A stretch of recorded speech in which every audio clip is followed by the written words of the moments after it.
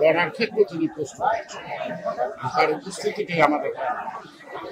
অপরদিকে দীর্ঘ 17 বছরে দলের ভারপ্রাপ্ত চেয়ারম্যান বিগত সরকার দ্বারা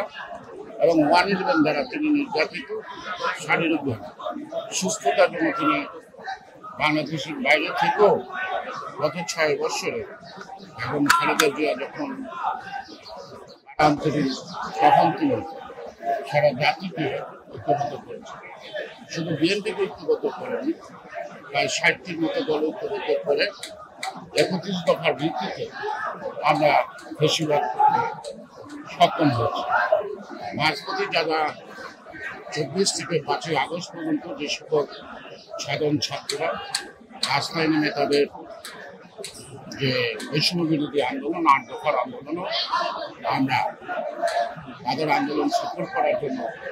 যতটুকু সহযোগিতা, যতটুকু অংশগ্রহণ আমাদের দলীয় নেতা কর্মীরা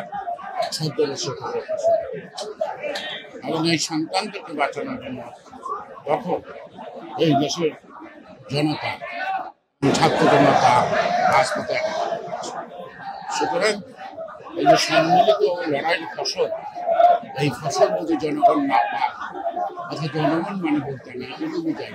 জনগণের যে ভোটার অধিকার, জনগণের যে দেশের মেলে, জনগণই সকল ক্ষমতার বিষয়, এটা প্রতিষ্ঠা করাই এখন আমাদের মূল।